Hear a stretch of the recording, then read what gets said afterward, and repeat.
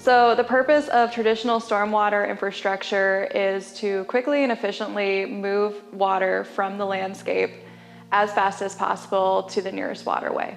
While these systems are efficient at moving water, they can cause harm to ecosystems in the waterways because of the nutrients, pollutants, and chemicals that are in the water itself.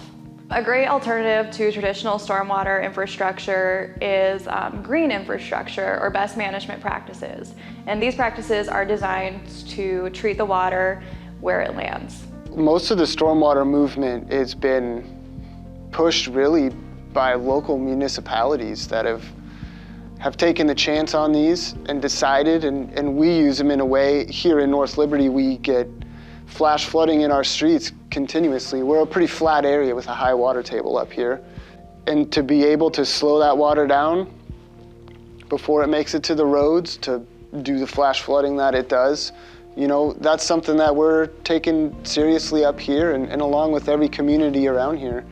You know, we're trying to stop that. We gotta slow it down. That's the whole goal of this whole entire spiel here, is just slow that water down and keep it where it falls as long as possible. Some general maintenance you're gonna find on pretty much any type of green infrastructure that you're dealing with. You're gonna be first and foremost looking for invasive weeds that are coming in. You're gonna wanna keep those under control as soon as possible. And a big part of that too is whoever is doing that weeding within there, either it's a third party or someone within your organization, they're gonna have to have a pretty specific knowledge on what they're pulling and what they're leaving. You don't want them to go in there and start pulling the good stuff.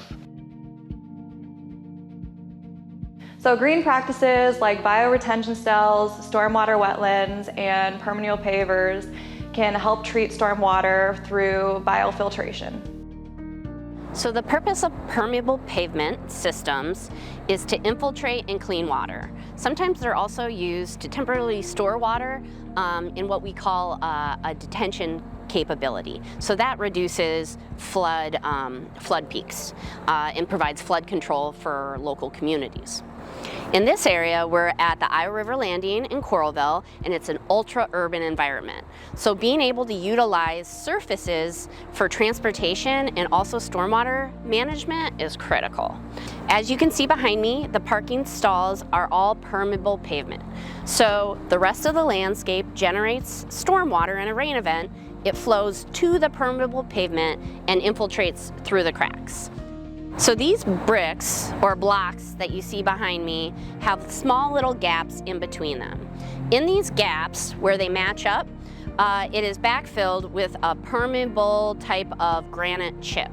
So water is able to go in between the bricks and kind of filter through that area. Underneath it is a large rock chamber with clean rock. So the water comes in, it hits the bricked area, it infiltrates through the cracks in the brick where they meet up, goes into the rock chamber where it receives the majority of its filtration. On this rock chamber, it tends to grow this sort of film that they call biofilm. This biofilm is able to kind of eat and treat hydrocarbons and other pollutants that come into the area. And that's how it cleans the water before it goes to the river. This practice has been very successful here, and it's great in areas where you don't have very much room. With these permeable pavements on this street, they're also connected to bioretention cells that you'll see behind me too. So if we have a very large storm and the water flows across the permeable pavement, some of it infiltrates and then some of it is passed on, it will hit the bioretention cell. It will go in that bioretention cell, infiltrate down through the plants, the mulch, the media, and provide additional treatment. This area is one big stormwater practice. So all the way from the edge of the road to the edge of the building is rock and different stormwater practices that all interconnect. So these stormwater planter boxes and bioretention cells all have walls that have holes in them. So it's kind of like, imagine Swiss cheese. So water is able to flow through these walls and also get into the next practice in the rock chamber. So water is allowed to move back and forth between the pavers, the bioretention cells, the planter boxes, and we also have a very large rock chamber under the traditional sidewalk here that helps treat roof water. It's really important at the Iowa River Landing to manage as much water as we can.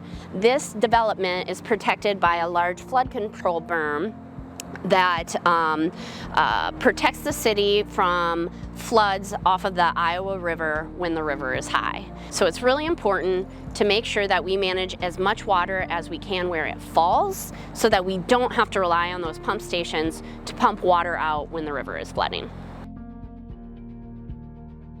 So we've got a series of 6 individual units, you could call them. They are actually all connected through a tile line through the center of all of it. But we did divide it up a bit.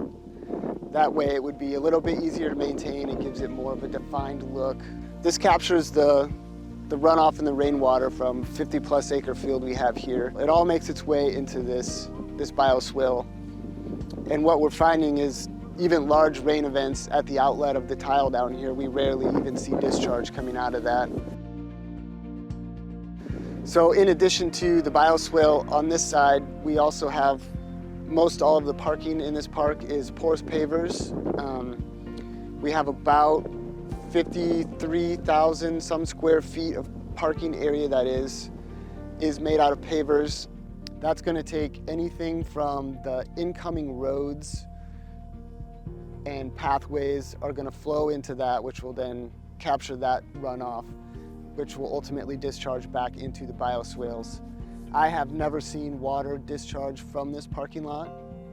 Even in some of our biggest rain events, you can watch it roll off the impervious concrete and just disappear right within 5 to 6 feet of the pavers. So we do have some signage that's placed close to our walking areas. We do have some paths through the middle, and that's going to educate them a little bit on what's going on here. So they know it's not just an area we're not maintaining, it's purposely put here to function this way. So keeping up to date on your maintenance, keeping these things functioning properly is imperative to keeping them last for the amount of time that they're supposed to be out there.